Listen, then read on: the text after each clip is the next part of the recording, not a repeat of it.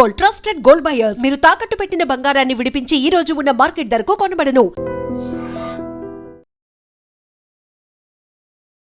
ఋషికొండ బీచ్లో గల్లంతైన ఇద్దరు అబ్బాయిల మృతదేహాలు ఈరోజు తీరానికి కొట్టుకొని వచ్చాయి. చాలా బాధాకరమైన ఘటన.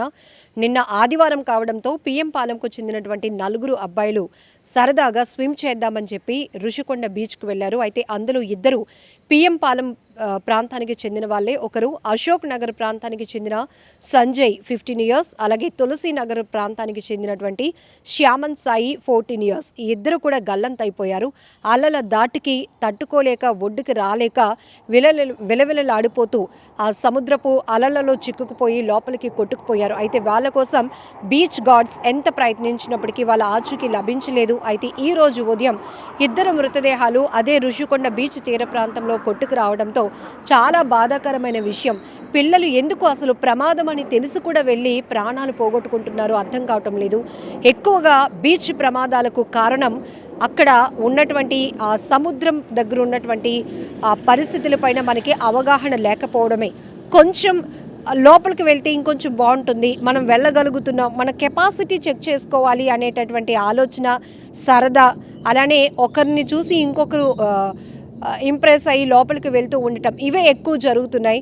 సో ఆర్కే బీచ్ మొదలు ఋషికొండ కావచ్చు, అటు గాజువాక అప్పికొండ, యారాడ బీచ్, ఇవన్నీ కూడా విశాఖ పరిసర ప్రాంతాల్లో ఉన్న బీచ్ తీర ప్రాంతాల్లో ప్రతి ప్రమాదం చూస్తే కనుక అందరూ కొంతమంది పిల్లలు అనుకుంటారు మనకి ఈత వచ్చు, స్విమ్ చేయడం వచ్చు, ఈజీగా బీచ్ దగ్గర కూడా మనం స్విమ్ చేసుకొని కాసేపు ఎంజాయ్ చేసి సరదాగా వెళ్ళిపోదాం అని అనుకుంటున్నారు.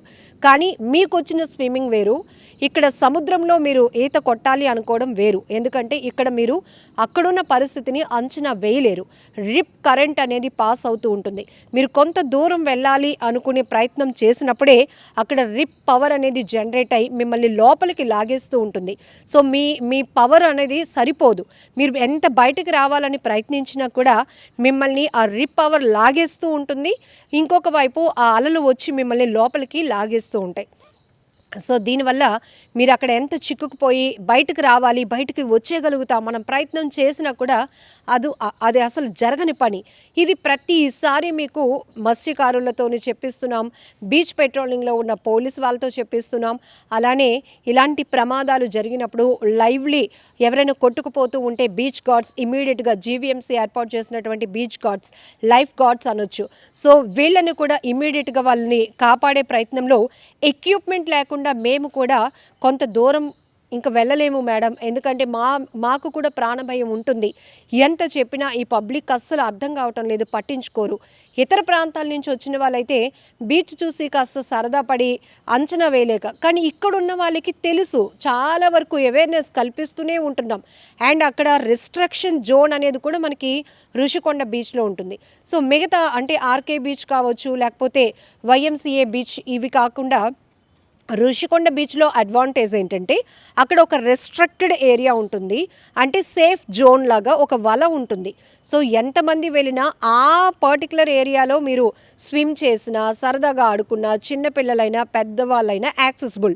సో అక్కడ వరకు ఏంటంటే ఇక్కడ లోతు తక్కువగా ఉంటుందని గమనించి ఆ పర్టికులర్ జోన్ని ఏర్పాటు చేశారు. అండ్ ఇమీడియట్గా అక్కడ ఏమైనా జరిగితే కూడా అలర్ట్ చేయడానికి లైఫ్ గార్డ్స్ ఉంటారు, అనౌన్స్ చేస్తూ ఉంటారు, విజిల్ వేస్తూ ఉంటారు. మైక్ సెట్లో ఇంకా అక్కడి నుంచి లోపలికి వెళ్ళొద్దు, లేకపోతే ఆ సరౌండింగ్ ఏదైతే థ్రెడ్ ఉందో దాన్ని దాటి లోపలికి వెళ్తున్న వాళ్ళు ఎవరైనా చూసి ఇమీడియట్గా వాళ్ళని అలర్ట్ చేసి లోపలికి తీసుకొస్తారు.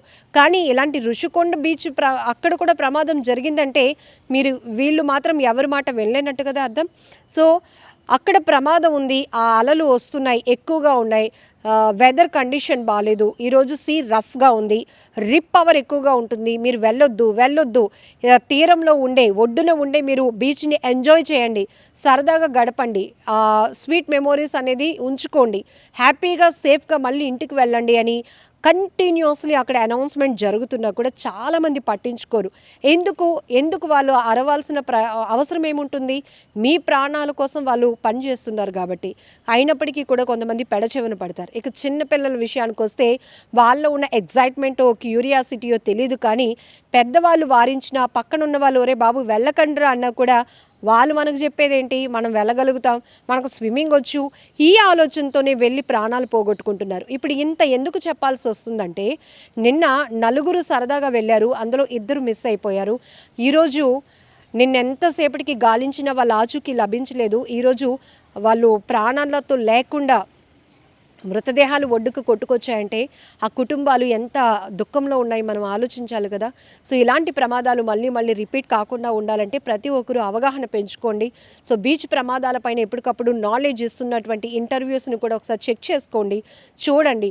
అండ్ అక్కడ కూడా ఎక్కడికక్కడే హెచ్చరిక బోర్డులు కూడా ఉంటాయి. అండ్ బ్లూ ఫ్లాగ్లోనికి వెళ్ళిన తర్వాత రుషికొండలో సేఫ్టీ ప్రికాషన్స్ ఇంకా పెంచారు, భద్రతా ప్రమాణాలు ఇంకా పెంచారు. అక్కడ అసలు యాక్సిడెంట్లు జరగకుండా, ప్రమాదాలు జరగకుండా ఉండాలి అనే ఆ స్పెసిఫిక్ జోన్ అనేది ఏర్పాటు చేయడం, పర్యాటకులను ఎక్కువగా ఆకట్టుకోవాలి, టూరిస్టులను ఆకట్టుకోవడానికే అక్కడ అన్ని ఏర్పాట్లు ఉంటాయి. అండ్ సేఫ్టీకి ఎక్కువగా ప్రయారిటీ కూడా ఉంటుంది. అలాంటి చోట కూడా ఈతకు వెళ్ళి బీచ్లో సరదాగా దిగి వాళ్ళు కొట్టుకుపోతున్నారు, ప్రాణాలు పోగొట్టుకుంటున్నారు అంటే ఇక్కడ మరి ఎవరి నిర్లక్ష్యమో మనకి కొట్టొచ్చినట్టు కనపడతా ఉంది. సో జాగ్రత్తగా ఉండండి, బీచ్ ప్రమాదాలపైన ఎప్పటికప్పుడు అవేర్నెస్తో ఉండండి. అక్కడ హెచ్చరిక బోర్డులు ఉంటే అది ఖచ్చితంగా మీరు వెళ్ళొద్దు అని అలర్ట్ చేయడానికే. సరేలే బోర్డు ఏదో ఇటు తిప్పుంది, మనం అటువైపు వెళ్తాము అని మాత్రం మీరు ఆలోచన చేస్తే ఖచ్చితంగా మనం ప్రమాదంలో పడినట్టే, ప్రాణాలు పోగొట్టుకోవడానికి సిద్ధపడి వెళ్తున్నట్టే. నిజంగా ప్రస్తుతం ఉన్నటువంటి సమాజం దేనికి ప్రయారిటీ ఇస్తుంది?